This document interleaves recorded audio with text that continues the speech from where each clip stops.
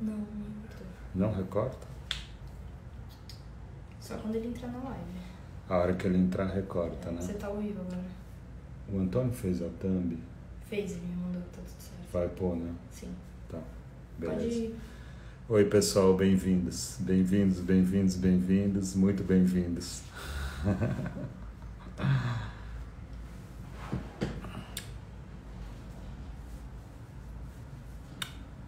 E como que eu descubro quando ele entrou? Tem que convidar ele, né? Onde que eu convido? Aqui.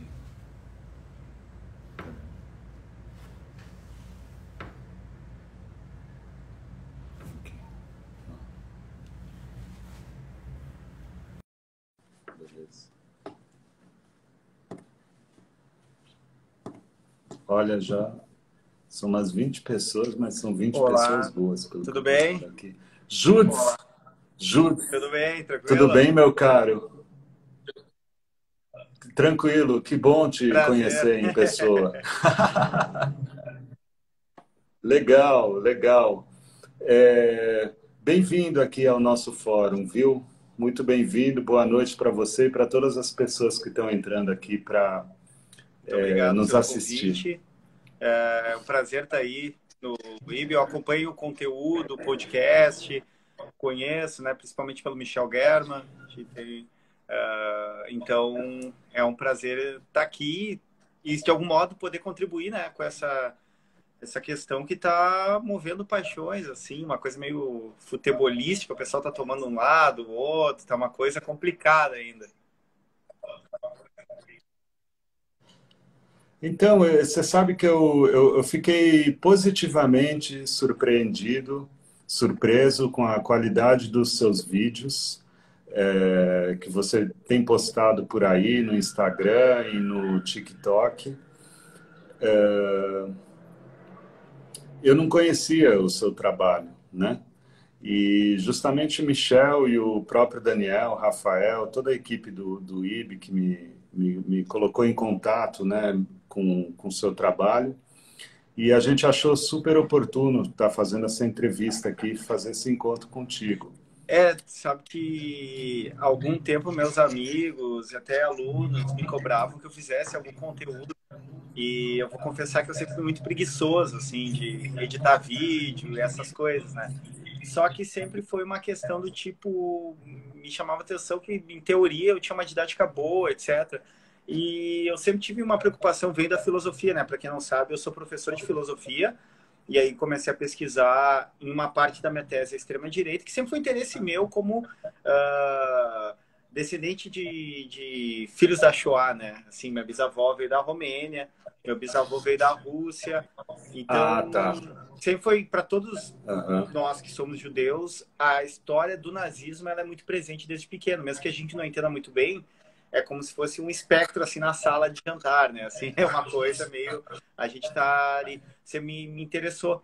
E aí eu, a partir do caso do Monark, foi quando eu pensei, putz, eu tenho que fazer algo para informar o pessoal assim. Eu sempre tive uma preocupação vindo da filosofia de comunicar de um modo que não tornasse menor a ideia ou mais assim que ela perdesse substância, mas que ela fosse comunicável, assim, porque eu trabalho em periferia, eu trabalho com uma série de alunados diferentes, às vezes nem alfabetizados, eles estão quando eu trabalho no EJA. Então eu sempre tive essa preocupação de comunicar. E aí eu pensei, vou fazer um vídeo do caso Monark, porque, enfim, estava pesquisando aquilo, tinha a teoria da janela de Overton, vi que o pessoal não conhecia, falava com meus amigos, e a partir dali eu pensei, pô, vou então aproveitar e vou começar a fazer sobre a extrema-direita, né? Sobre os símbolos, o pessoal não reconhece, até porque a gente não é do meio, né? Eu falei, logo depois eu falei um pouco sobre o conceito de dog whistle, dessa coisa da comunicação, e aí estourou, bem no meu aniversário, o Putin resolve invadir a Ucrânia.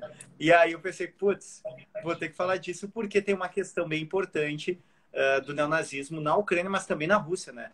Isso é uma coisa que o pessoal às vezes não percebe, que dos dois lados a gente está com problemas, assim. Então, Júlio, eu antes de mais nada, eu queria te apresentar para as pessoas, né? Queria contar um pouco quem é você. Professor de filosofia, né? doutorando em educação pela Federal do Rio Exato. Grande do Sul e, digamos assim, um influenciador digital, né? Que acabou se especializando, quer dizer assim, você é uma pessoa especializada na pesquisa de extrema-direita e começou a produzir alguns vídeos nos quais você classifica as formas de se comunicar dos grupos de extrema-direita, né? E eu achei que era oportuno, a gente achou que era oportuno ter esse encontro com você e estar aqui conversando, para a gente falar um pouco sobre mitos e verdades a respeito de neonazismo, extrema-direita e antissemitismo na Rússia e na Ucrânia. Você poderia começar fazendo uma consideração geral sobre esse Sim, contexto? claro. Sobre o conflito na Rússia e na Ucrânia, assim, eu pesquiso a extrema-direita e, principalmente, meu foco na tese era Estados Unidos e Brasil. Porque, de algum modo, claro que a gente vai depois ir atrás das raízes do neonazismo, eles vão estar logo no pós-guerra, assim, acabou a Segunda Guerra Mundial, já tem uma reorganização, a gente tem uma importância muito grande da nova direita francesa, a gente pode falar depois disso, mas o meu foco era alt-right estadunidense, que vai abastecer todo esse arsenal que vai desembocar em eleições como a do Orbán na Hungria, do Bolsonaro aqui no Brasil. Só que a Ucrânia ela sempre teve, de algum modo, no radar. Embora não fosse meu objeto de estudo, a Ucrânia sempre aparecia. Porque a gente vai ter, principalmente na mesma época que essa alt-right está... Para quem não sabe, alt-right é um eufemismo, um novo nome para congregar uma nova direita estadunidense, uma nova extrema-direita, porque vai juntar, de um lado, os paleoconservadores, que é uma vertente muito forte, inclusive o pessoal às vezes não sabe bem rastrear, mas o Olavo de Carvalho ele é influenciado pelo paleoconservadorismo e o próprio bolsonarismo ele tem mais de paleoconservadorismo do que qualquer outra coisa, mas isso é uma outra questão. Paleoconservadorismo? Por que O paleo? paleoconservadorismo Paleo é uma do quê? corrente que tem, por exemplo, o judeu Paul Gottfried como um dos teóricos, que eles aliam uma crítica à própria direita estadunidense, que eles acham que ela está muito liberal e se baseia muito no identitarismo, sempre com tons de supremacismo branco.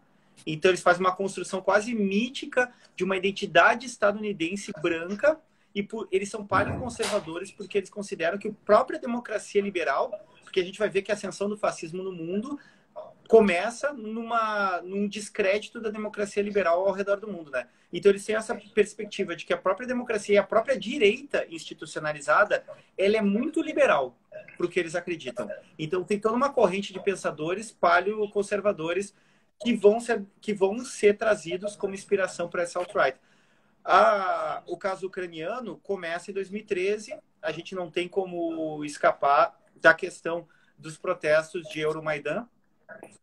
Até no meu vídeo eu acabei confundindo, porque se vocês olharem, Viktor é um nome muito comum para presidente na Ucrânia. Então, eu acabei falando de um dos Viktor, mas era o outro. Era o Yanukovych, nessa época. Que ele é um presidente pró-Rússia, porque, enfim, a Ucrânia tem toda a construção de que a Ucrânia é parte basilar do Império Russo desde o século IX, é um dos três povos que compõem o Império Russo, né? Belarus, ou Bielorrússia, como chamavam, a Rússia ocidental, a parte europeia, e a Ucrânia formariam esse embrião, inclusive nas falas do Putin, a gente pode até comentar depois. Há uma certa noção de que a Ucrânia é um país fantasioso porque eles são o mesmo povo, assim. Mas, enfim, começa em 2013, quando o governo ucraniano de Yanukovych não assina uma carta de intenções para ingressar na zona do euro e o povo quer, por questões econômicas, etc. E ele se mantém fiel à política de Moscou. Ele não vai assinar porque ele quer se manter fiel sob a tutela do Vladimir Putin e da política russa. A partir daí, emergem todos aqueles protestos que a gente vai ter no centro, na Praça de Maidan, Praça da Independência, né, traduzindo do ucraniano, uma série de protestos, o mundo inteiro vai ver, vai ter uma certa romantização em relação a isso, mas já nesses protestos, quem é um pouco mais atento na extrema-direita já vai ver escudos com símbolos como o Sol Negro, que é um símbolo usado pela extrema-direita neonazista. A gente vai ver a Cruz Celta, que vai estar ao redor do mundo em movimentos neonazistas. A gente vai ter uma junção de um monte de grupos, na verdade. E dali vai nascer alguns dos principais grupos neonazistas ucranianos, que hoje em dia, e por isso que eu dou tanta ênfase na Ucrânia, o problema é que eles acabam se institucionalizando e fazendo parte do governo, da estrutura do Estado, na verdade, porque eles vão se submeter ao Ministério do Interior e vão fazer parte da Guarda Nacional Ucraniana. Mas em 2013 vai nascer, por exemplo, o Pravi Sector, para quem conhece um pouquinho aquela bandeira vermelha com preta, que inclusive foi usada na Paulista por bolsonaristas, aquela coisa de ucranizar o Brasil. Inclusive, a Sarah Winter, que foi a líder do Femin, que é um grupo que nasce da extrema-direita ucraniana, inclusive, é um grupo que não se diz feminista, né? Ela vai ir para a Ucrânia, lá por 2011, 2012. Então, vai ter toda essa congregação da extrema-direita, que vai nascer o Pravi Sector e o Batalhão Azov. Se junta a eles um partido que já nasceu em 1995, que é o Svoboda, que é um partido que às vezes as pessoas vão ver o pessoal fazendo esse símbolo, que o símbolo deles é os 3 dedos. Esse é o símbolo do Svoboda, que significa liberdade, é o Liga Pan-Ucraniana, não sei o que, é o partido de extrema-direita que nasce em 95 e que vocês vão ver em protestos, fotos de protestos, muitas bandeiras do Pravi Sector, vermelha e preta, e tem um motivo para eles usarem vermelho e preto, que eu posso falar depois, que tem a ver com um colaboracionista nazi chamado Stefan Bandera, e a liga o grupo que ele vai criar de autonomia da Ucrânia, essa Cruz Celta, dentro do vermelho e preto, o que é um pouco chocante para nós desse lado do Ocidente, porque a gente reconhece normalmente vermelho e preto como cores do anarquismo, é a cor do anarquismo histórico, mas essa vai ser a bandeira do OUN, que vai ser o grupo de nacionalista ucraniano liderado por Stefan Bandera, que foi um colaboracionista nazi, enfim. Vai ter bandeiras deles e a bandeira azul e amarela do Svoboda, com esse 3, e do Batalhão Azov, que talvez seja o grupo menor, porém mais problemático dentre todos eles, né? Porque ele já nasce abertamente neonazista. E é aquele grupo... Pode falar, desculpe. Ô Judes, esses... Não, a gente continua, precisa explorar mesmo na minúcia esses grupos, mas eu queria saber uma coisa, a somatória desses grupos, ela não chega a ser tão, ela é significativa, mas ela não tem um tamanho tão grande no contexto da Ucrânia de hoje, né? Essa é uma primeira pergunta. Então, quando o Putin fala em desnazificar, como é que você reage a uma fala dessas? Com um cinismo, né? Porque eu reajo não com cinismo, mas como um cinismo por parte do Putin, que claramente está tentando angariar a opinião pública para o lado dele, porque, enfim, já parto de antemão dizendo que eu reprovo totalmente a invasão russa sobre a Ucrânia, por mais que eu entenda que é uma relação geopolítica e que, de algum modo, a OTAN e os Estados Unidos vão ter um papel importante em pressionar a Rússia nesse sentido. Mas, de todo modo, o que acontece ali? O Batalhão Azov, ele tem aproximadamente estimado 900 membros. É difícil de estimar nesse momento também. O Pravi Sector conta com aproximadamente 10 mil membros, mas nem todos são do braço armado do Pravi Sector. E o Svoboda conta com aproximadamente 15 mil membros. Ou seja, se a gente for ver por quantidade, não é tão grande, no sentido de o exército é muito maior, o exército ucraniano. Só que eles ocupam posições de poder e eles acabam sendo linha de frente de uma série de embates, né?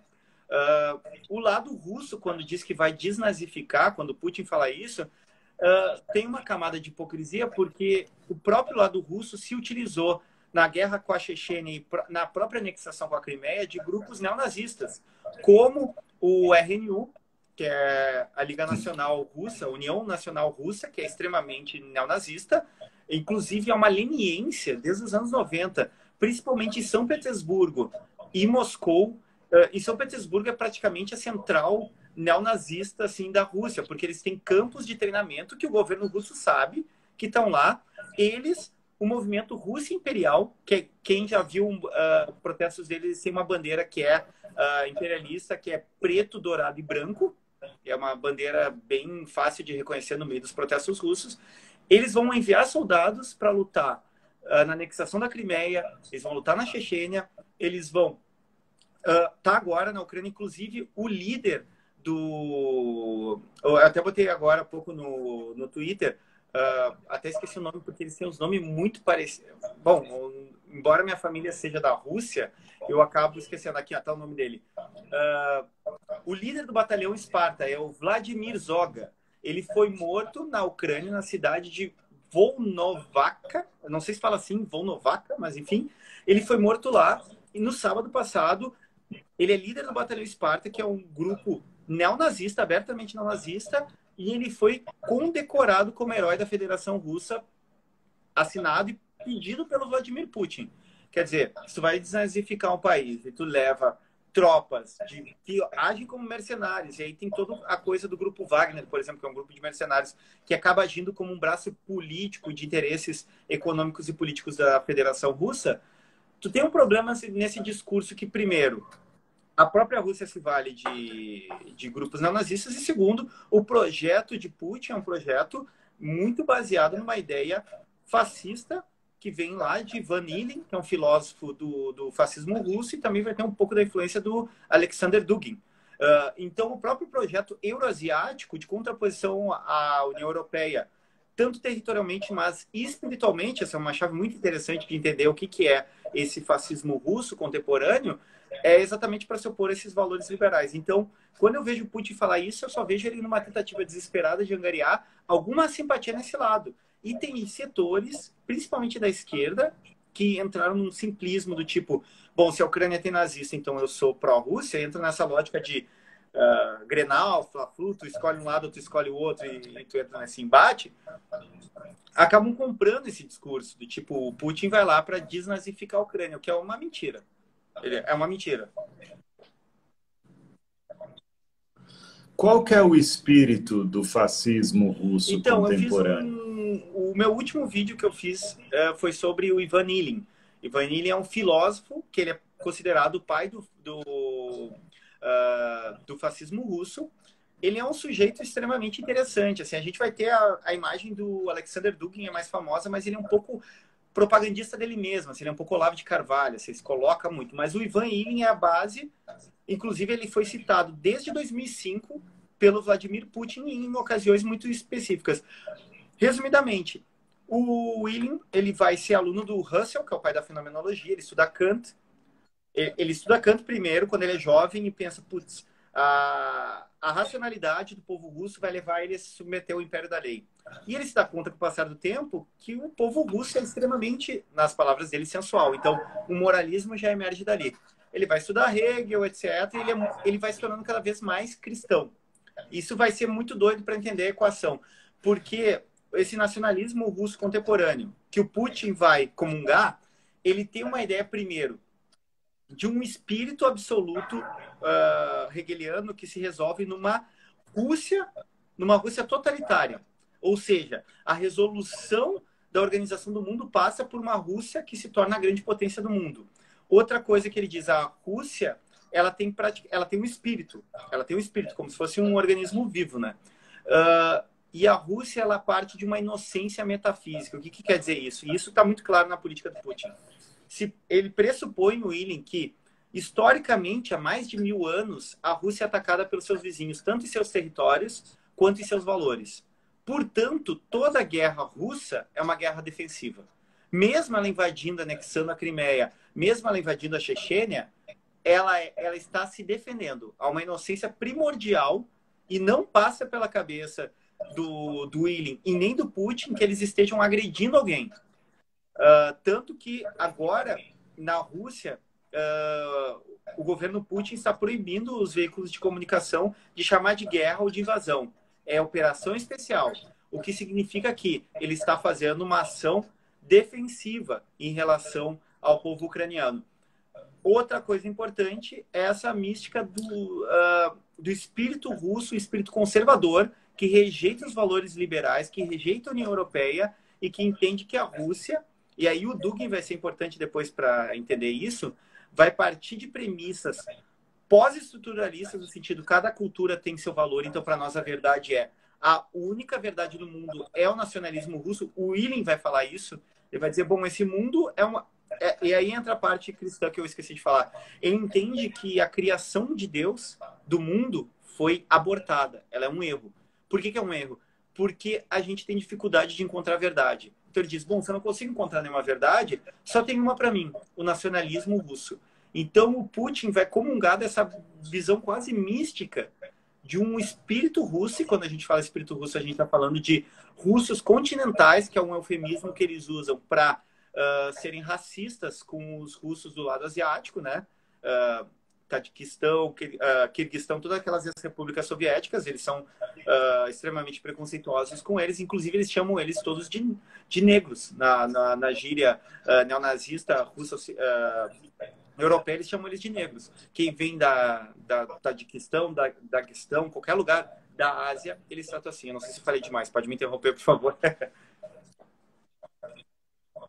O neonazismo ucraniano é diferente do neonazismo russo? O neonazismo ucraniano ele é diferente. Por quê?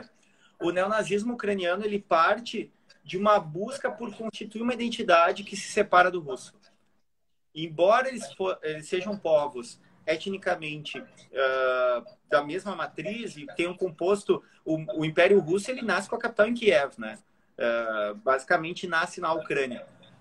A Ucrânia ela sempre foi vista pelos russos étnicos como os irmãos, mas são parte deles, assim, são parte desse grande grupo, etc. Mas os ucranianos eles tentam se desvincular da Rússia por um processo histórico bastante longo de se sentirem prejudicados pela Rússia, ou pela parte que hoje a gente conhece como país russo na parte ocidental europeia. Eles têm uma vontade de se desvincular e de criar uma identidade. Para isso, eles recorrem a colaboracionistas neonazistas. Para quem conhece a história, sabe que a Ucrânia ela teve inúmeros casos de colaboracionismo, inclusive tendo massacres de judeus dentro da Ucrânia sem nenhum oficial alemão estar presente. Assim. Então, por quê? Porque eles viam como os nazistas como a possibilidade de libertação da Ucrânia do jugo russo. Então, a construção do neonazismo ucraniano passa muito mais por pegar essa simbologia nazista alemã, porque sabe que ofende o russo, porque se tu for ver, há muitos grupos neonazistas russos que usam a suástica, etc., mas eles também usam outros símbolos para não ser tão direto, porque, claro, eles não estão se importando muito com lógica e coerência, os neonazistas, né? Mas os eslavos eram um povo inferior. Mas voltando para a tua pergunta, o neonazismo ucraniano se arroga uma identidade que eles constroem se separando dos russos. Totalmente distinto, embora a história mostre que eles não são distintos assim. Já o russo, o neonazismo russo entende que o ucraniano é parte dele. Mais ou menos como os sérvios veem, às vezes, repúblicas iugoslavas, como eles olham para Montenegro, como eles olham para a Bósnia, como eles olham para Kosovo. Eles são parte nossa, eles são nossos irmãos menores, mas a gente que manda. Não por acaso, os neonazistas sérvios estão, vários deles, se alistando no exército russo para invadir a Ucrânia. Então tem essa relação também.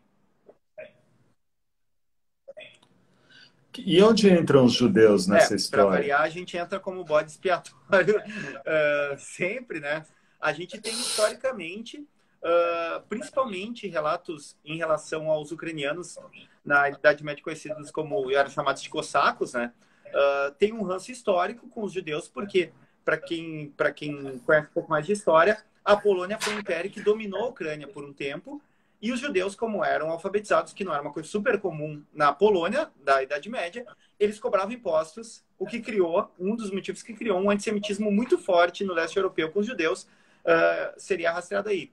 Bom, os judeus, eles entram tanto na Rússia quanto na Ucrânia, antes mesmo dos grupos neonazistas, obviamente. Na época do Czar, a gente vai ter aquele panfleto famoso antissemita, que são os protocolos do Sábado de Sião, que é o Czar botando num bode expiatório, né? A gente tem toda a questão dos pogroms e dos Shtetl. Para quem não sabe, os Shtetl eram as pequenas cidades povoados por judeus que sofriam problemas, ou seja, o exército do czar chegava lá e matava todo mundo, basicamente. Era o bode expiatório das crises. A questão judaica, ela entra no imaginário, tanto da alt-right, da nova extrema-direita global, mais ou menos como Hitler propunha que era o judeu para a Alemanha na época. O judeu, para Hitler, era o bolchevique. Ele era o sujeito internacional. O que vinha com seus valores liberais e corroía os valores alemães arianos tradicionais. O judeu é visto na Ucrânia como esse sujeito que controla o capital financeiro e que traz valores liberais como direitos LGBTQIA+, como democracia, como uma série de coisas que eles entendem que corroem o espírito ainda mais. Miscigenam, né? E toda a Europa, o leste da Europa, sofre um pouco com essa teoria da conspiração do húngaro George Soros. O Viktor Orbán, que chegou a se financiar, teve a faculdade paga pelo George Soros, né, quando mais jovem, depois voltou contra ele, pegou ele, praticamente ele encarna esse imaginário conspiratório do judeu como aquele que corrói a nação. Os neonazistas russos veem o judeu assim também. E se há algo em comum entre esses neonazistas ucranianos e russos, é que eles entendem o judeu como a ponta de lança, embora eles tenham se voltado muito para os muçulmanos, eles têm um ódio pela entrada dos muçulmanos na Europa, eles têm um ódio histórico e muito arraigado como judeu, como aquele sujeito desestabilizador dos valores espirituais e valores morais do povo russo. Tem uma particularidade nos neonazistas russos, em vários grupos, que eles são extremamente ligados à Igreja Ortodoxa Russa. Eles misturam... E o Ilyin, esse filósofo russo do fascismo, ele misturava o ortodoxismo cristão com o fascismo, que é uma coisa maluca para nós, porque os ucranianos não têm tanto essa relação. Claro, eles têm os valores morais, via de regra, né, valores morais cristãos, mas eles não são tão apegados. A simbologia dos grupos neonazistas russos, muitas vezes, são ligados à Igreja Ortodoxa Russa. Então, é um caldeirão de um antissemitismo que remete a teorias conspiratórias, a coisa de que os judeus mataram Jesus, também essa coisa medieval ligada ao cristianismo. Diga. Mas isso está rolando... duas perguntas. Se isso está rolando agora, em que temperatura que está o antissemitismo nesse momento, tanto na Ucrânia como na Rússia? Essa é uma pergunta. E a outra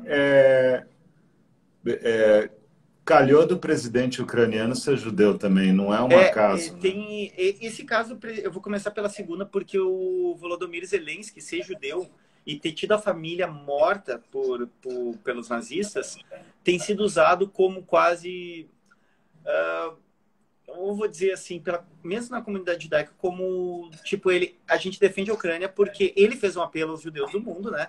A família dele é judia, mas me lembra muito, na verdade, essa é uma percepção que pode ser debatida, né?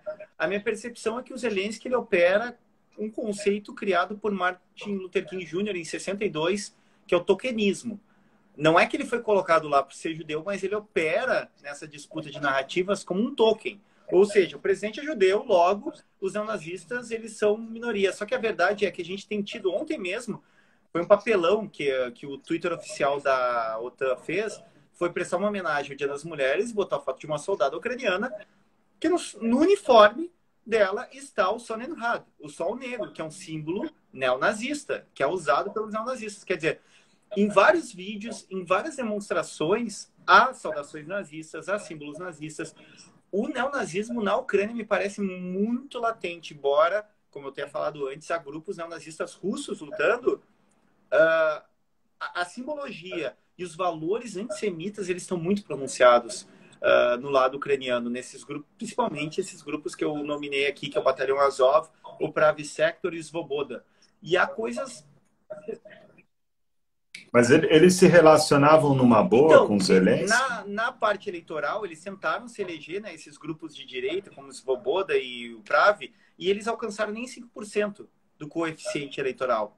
A questão é que eles fazem o trabalho sujo. Em 2015, sob a presidência do Poroshenko, eles foram oficializados parte da Guarda Nacional Ucraniana. Então, vários deles, inclusive, o Andrei Biletsky, que foi o cara que criou o Batalhão Azov, que ele era um hooligan do time Kharkiv Metalist. Kharkiv é a segunda maior cidade da Ucrânia, né? De população e etc. Ele que era um hooligan, ele brigou, ele lutou em 2014 ali na região de Donbas contra os pró-Rússia, contra as organizações, e aí ali nasceu o Batalhão Azov. Ele depois vai se eleger, ele vai ter um mandato como uma espécie de deputado federal na Ucrânia, o que seria correlato. Quer dizer, alguns deles ingressaram na política institucional, outros foram incorporados para o Ministério do Interior e para a Guarda Nacional, e outros foram alçados a cargos militares de bastante relevância. Então, a gente vai ter batalhões inteiros sendo treinados por gente do Batalhão Azov, por gente do Pravi Sector. Quer dizer, ao mesmo tempo que é difícil... No governo Sim, no governo Zelensky ele não também. mexeu nisso. Ele simplesmente manteve essa estrutura e vários desses sujeitos do Batalhão Azov, do Pravi, que entraram e que em 2015 foram oficializados, estão neste momento no governo. Agora, a grande questão eles têm um inimigo comum nesse momento, que é a Rússia, que consegue congregar os liberais ucranianos, ou qualquer cidadão ucraniano que não quer ser invadido, com esse ranço e essa busca por afirmação de uma Ucrânia independente, de uma identidade ucraniana branca independente da extrema-direita. Então, agora, nesse momento, eles não têm se voltado muito para a figura do Zelensky, pelo que eu tenho visto. Eles têm se voltado muito mesmo para os símbolos nazistas, né, que eles mostram isso o tempo todo, e também atacando muito os muçulmanos. Eles, esse dia, o Twitter oficial da Guarda Nacional Ucraniana postou um vídeo no qual os soldados do Batalhão Azov, daquele grupo do Batalhão Azov, estavam besuntando as balas em banha de porco, porque, como sabem os muçulmanos, assim como nós judeus, não consumimos porco, então isso seria uma ofensa, um deboche a mais. Quer dizer, jogando com essa simbologia. E aí entra um pouco do que eu tinha explicado aquela vez num vídeo, para quem não viu, tá no meu Instagram, tá no meu TikTok, etc., sobre o Adrilles, o caso Adrilles, que é a coisa do apito de cachorro. Embora esse apito seja muito... Porque apito de cachorro só o cachorro escuta, né? Normalmente é uma coisa muito fechada. Esse é muito aberto, é muito fácil de ler. Mas eles também jogam muito com essa coisa da simbologia, da sinalização para a própria extrema-direita global, nesse caso, né? Porque está tendo uma tensão global. E aí a gente tem, por exemplo, a Ucrânia e a Rússia, elas têm recebido nos últimos anos neonazistas da Suécia, da Espanha, dos Estados Unidos. Um dos grupos neonazistas russos, que é esse movimento Rússia Imperial, que foi tornado terrorista em 2020 pelos Estados Unidos, tem uma relação íntima com os movimentos neonazistas estadunidenses. Tanto que uma semana antes de acontecer aquele Unite the Right em Charlottesville, que mataram manifestantes antifas atropelados lá nos Estados Unidos, que foi unindo a direita, que deu aquela desgraceira toda. Quem lembra dessa história e sabe o que eu estou falando, eles enviaram representantes desse grupo da Rússia Imperial, do movimento imperial, para se encontrar com os organizadores do Unite the Right. Então, eles são muito próximos. A Ucrânia passou a ser um pouco, a Ucrânia e a Rússia, o epicentro do treinamento neonazista na Europa. Assim. Só para dar um dado, a última estimativa é que a Rússia tem aproximadamente 70 mil adeptos de grupos neonazistas nesse momento. Uau! Uau! Então, assim, não é nada desprezível, nem na Ucrânia e nem na Rússia, no final das contas. Né? Exatamente. É disso que estamos não é falando. nada desprezível. E o que eu coloco para a balança, resumidamente, se de um lado, numericamente, os neonazistas na Ucrânia eles são em menor número que na Rússia, eles estão dentro do Estado. Esse é um problema. Eles são parte do Estado, eles são parte do Ministério do Interior. Por outro lado, o Putin usa os neonazistas como grupos para servir os interesses, para lutar as lutas deles, mas eles são muito numerosos dentro da Rússia, da parte europeia. Então, são dois lados. Eu gostei muito do texto do Franco Bifo, que ele fala, são dois fascistas se quebrando a pau. No fim das contas, o Estado russo invadindo a Ucrânia não tem um lado que é o lado da liberdade e o lado nazista. Tu tem dois projetos bastante fascistas ou com várias características fascistas e ou neonazistas que estão em embate. E é um pouco isso, assim. Por isso que é difícil eu tomar lado. O único lado que eu tomo é da população civil. E partindo do pressuposto que a Rússia não deveria ter entrado na Ucrânia, que isso é errado. Mas O Zelensky, ele nunca apresentou resistência em relação a essa institucionalização dos grupos neonazistas? eu pesquisei sobre isso, porque eu também fiquei muito intrigado. E eu encontrei lá por 2000... Ele se elege em 2019, né? Para quem não sabe, o Zelensky, ele é um presidente desta onda outsider antipolítica, né? Ele era um humorista que, inclusive, ridicularizava os políticos, a política institucional, e acaba se tornando presidente, né? E eu encontrei alguns poucos artigos falando do problema que ele teria de retirar ou de barrar o avanço neonazista, principalmente de órgãos de imprensa britânico, assim, Guardian, Independent, mas ações concretas que eu tenha conhecimento institucionalmente para barrar, eu não tenho conhecimento que o Zelensky tenha, porque ele tem um arranjo bastante frágil, né, nesse sentido de governamentabilidade.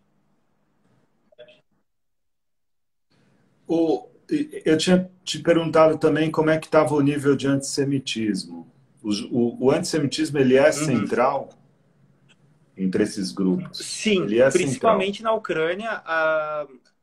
Tem o presidente do Comitê Judaico da Ucrânia. Há pouco tempo ele fez um fio, está em inglês, mas até depois vou procurar o nome dele, esqueci, que ele mostra vários casos de antissemitismo, mas o mais preocupante é, além dos casos de vandalismo, de agressão, de peças infantis mostrando o judeu como aquele que vem lá, como banqueiro, é uma coisa, basicamente, a gente voltou para a Alemanha dos anos 20 e 30, assim. É algo muito preocupante em várias partes do país. Em várias partes do país, ter essa imagem do judeu como aquele que desestabiliza. Então, para o imaginário ucraniano, neste momento, o judeu é um problema, ele é o desestabilizador, ele é aquele que corroeu as estruturas financeiras do Estado ucraniano. Então, muito embora sim, haja agressões, haja violências contra a comunidade judaica, muito embora elas não sejam centrais nesse momento, elas não sejam o foco, ou não sejam em um número muito grande, até porque nesse momento é impossível ter uma estimativa, ainda assim na ordem do imaginário, do simbolismo, o judeu está muito enunciado dentro da direita e da extrema-direita ucraniana, e dentro desse embate. Entendi. E o fato de ter sido do Zelensky ser judeu, eles nunca se opuseram, por exemplo, os grupos neonazistas, por ter um presidente judeu? Sim, mas é uma coisa curiosa, porque quando tu vê na época da campanha, ou mesmo posteriormente, eles atacam os judeus e praticamente nunca citam o Zelensky. É quase como se houvesse um acordo.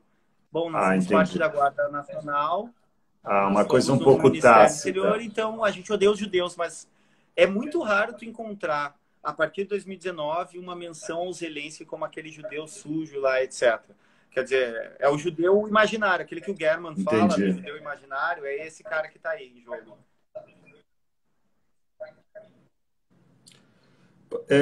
Judes, como é que você enxerga o símbolo Z?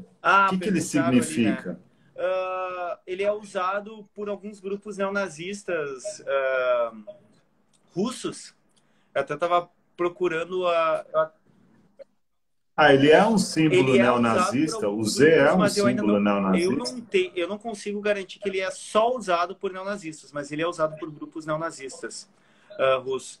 E a primeira vez que eu vi ele me lembrou porque o Partido Nacional Socialista russo, ele usa esse Z deitado, uma espécie de corruptela do Wolfsangel, que esse é o SS. Procura o Wolfsangel. Tipo isso, não? Eu acho que eu te mandei aqui. Esse aqui. O Azov usa, e o Partido Nacional Socialista Russo, ele usa esticado, como se fosse um Z. Então ele é estilizado, exatamente. Ele é quase uma estilização do Wolfsangel. Mas o russo eu ainda não consigo garantir que ele é, embora estudando há tanto tempo, eu olhe para ele e pense, isso é uma versão do Wolfgang.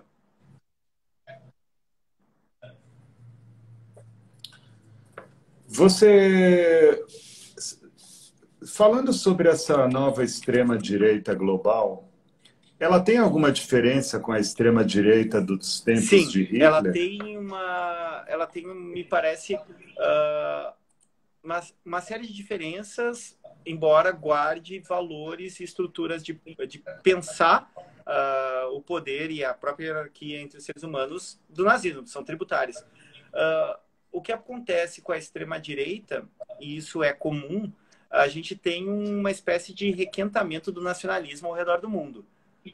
E isso é a base para o fascismo prosperar e para o neonazismo prosperar. O que difere nesse caso é que a extrema-direita global atualmente ela faz uma disputa muito grande naquilo que Antônio Gramsci vai chamar de batalha cultural, mas que a extrema-direita vai chamar de metapolítica. O Dugin vai chamar de metapolítica, que basicamente estão roubando o conceito do Gramsci, que é essa batalha cultural. Há uma corrosão, isso olhando globalmente, há uma corrosão dos discursos que estabelecem verdades, ou campo cognitivo comum, do tipo a Terra é redonda. Com essa corrosão das narrativas, de um certo relativismo que muitas vezes o campo progressista promoveu e foi utilizado pela extrema-direita, se a gente for ver uma entrevista do Dugin, ele praticamente fala coisas que o pós-estruturalismo fala, que assim, a verdade, ela depende do contexto, logo nossa verdade é que nós, brancos russos, somos superiores. Ela faz uma batalha cultural de minar a cientificidade, o fato, o revisionismo, que para mim me parece que eles fazem um jogo de esburacar o campo cognitivo comum. Então eles esburacam e discursos extremamente sem cabimento, assim. Eu sou infiltrado em vários grupos bolsonaristas e de QAnon para pesquisar teorias que se te mostrarem tu vai rir. Tem gente que acredita porque se esburacou tanto e eles criaram um ecossistema autorremissivo de sites e vídeos que eles constituem um novo real. E esse novo real, eles jogam muito bem esse jogo, que na minha tese eu vou chamar de gamificação da política. Por que gamificação? Porque eles se entendem parte de um jogo no qual a mídia mundial está enganando eles, mas eles estão te dando pistas e tu vai montar o quebra-cabeça e vai perceber que tu está dentro da Matrix. Inclusive, o filme Matrix é um grande referencial para a nova extrema-direita global, porque eles se entendem naquele jogo. Quem já viu o primeiro filme sabe do que eu estou falando.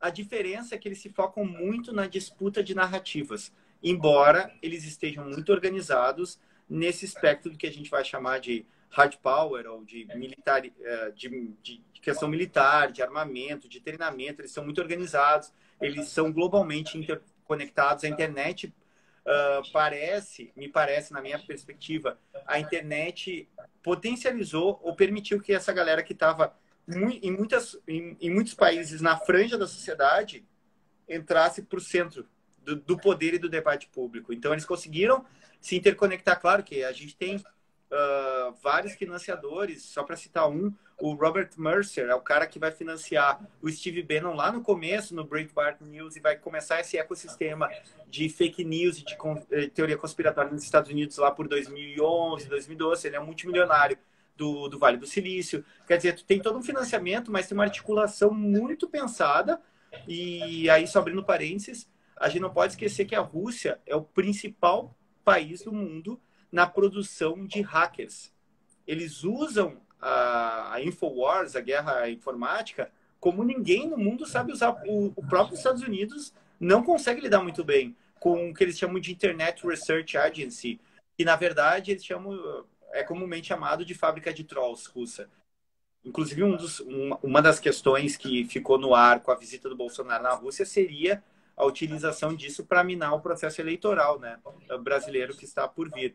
Então, o que há de diferente, resumindo, é uma nova etapa, inclusive do capitalismo, mas também da guerra cultural, da batalha discursiva, do esburacamento dos fatos. Daqui a pouco a gente vai chegar no momento que a gente não reconhece que houve o Holocausto, a gente não reconhece que houve Segunda Guerra Mundial, porque no fim das contas é relativo, é uma questão de narrativa.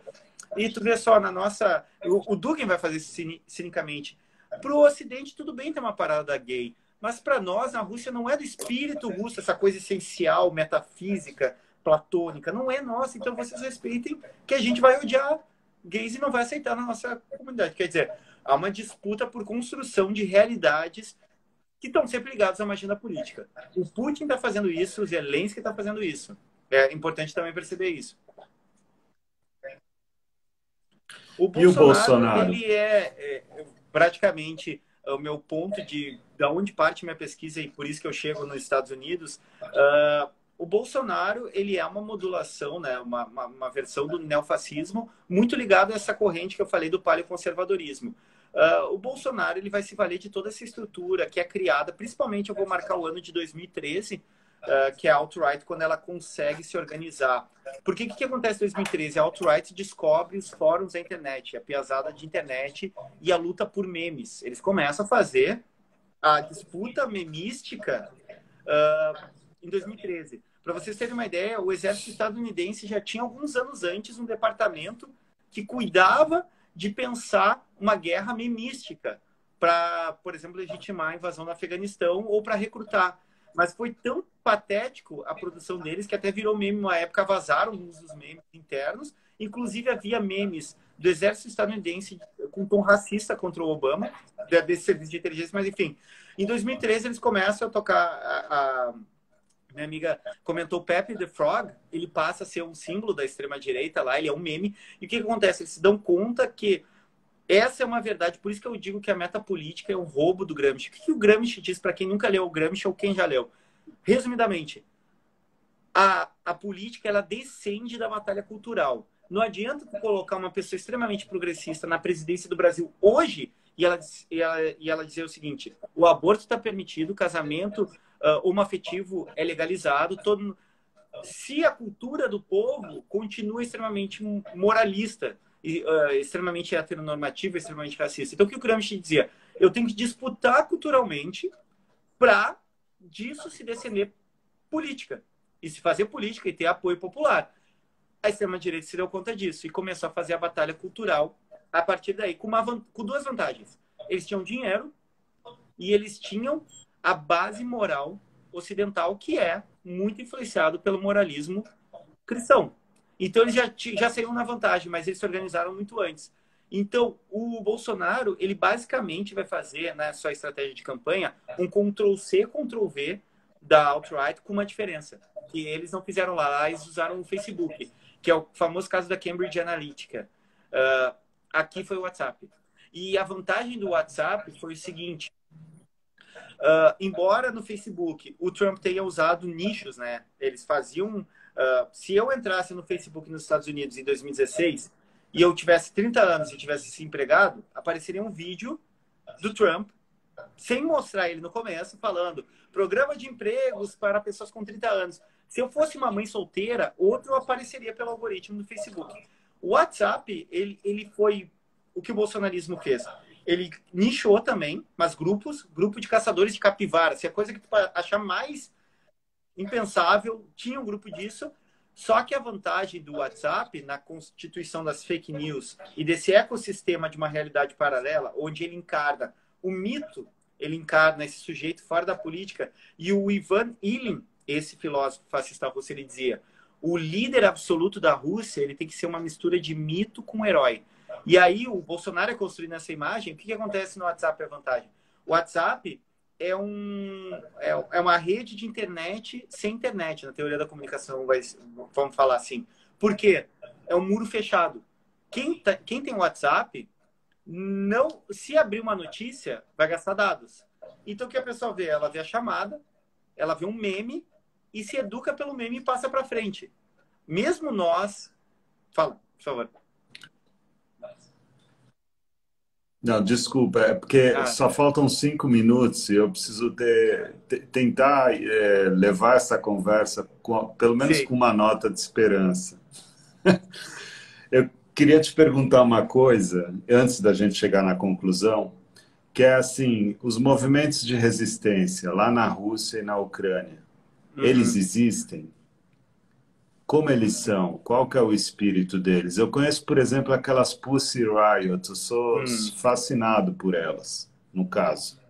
Mas assim, eu, pessoalmente. Então, eu queria entender se tem algum movimento de resistência, algum movimento de um pensamento mais progressista e que consegue fazer frente, tanto na Rússia como na Ucrânia, a Sim. esses movimentos. Há movimentos principalmente articulados sob a bandeira antifascista, né, os movimentos antifas. Entretanto, eles têm muita dificuldade na Rússia, obviamente, porque, enfim, o Putin, ele basicamente ele controla ou, de algum modo, coage a imprensa. É muito difícil tu tratar com uma imprensa livre. Há uma leniência, quando não apoio aos grupos de extrema direita, porque eles fazem serviço sujo, eles vão lutar na Líbia, eles vão lutar na Síria pela Rússia, né? Eles fazem as proxy war. E na Ucrânia também há movimentos antifascistas ou de esquerda progressista. Entretanto, eles ficaram na Ucrânia muito marcados como pró-Rússia. Então, no leste da Rússia, que é a região de Luhansk e de Donetsk, por exemplo, os movimentos ligados ao comunismo, ao socialismo, ao antifascismo ficaram muito colados na ideia de serem pró-Rússia. Eles são minoritários e eles têm bastante dificuldade, eles não estão em pé de igualdade, principalmente nessa região central, Moscou e São Petersburgo, principalmente São Petersburgo, que é o epicentro assim, do recrutamento e dos grupos neonazistas russos. Eles não estão em pé de igualdade, embora existam e sejam bastante combativos. E a gente teve em Odessa, por exemplo, quando aconteceu aquele assassinato, aquele genocídio no prédio do sindicato de Odessa, que eles mataram manifestantes comunistas ou pró-Rússia, ali a gente teve um embate que levou horas, mesmo em minoria, desses grupos antinazistas no centro de Odessa, acabam sendo, né, suplantados pela força. E isso também mostra um pouco, isso é 2014, e os neonazistas, os neofascistas, que estão lá, quem? O Pravi, o Azov, o Svoboda, eles matam um guri de 17 anos e mais 30 e tantas pessoas lá, porque eles são muito mais fortes, eles são muito mais organizados, eles estão no Estado, né, no lado ucraniano, e no lado russo eles têm uma leniência, uma conivência e às vezes um apoio tácito que é muito difícil de estar em pé de igualdade. Ô, Jutz, você falou uma coisa importante. Você falou que no final, só aqui tô retomando aqui para ver se é isso mesmo. É uma briga entre neonazistas da Ucrânia com neonazistas Acontece esses russos. encontros porque há batalhões neonazistas russos enfrentando batalhões neonazistas ucranianos nesse momento. O que difere eles é o neonazismo ucraniano pensa uma Ucrânia branca, independente, uma identidade descolada do russo. O neonazismo russo pensa a Ucrânia como parte do seu império, como parte da grande Rússia, subjugado, obviamente, né?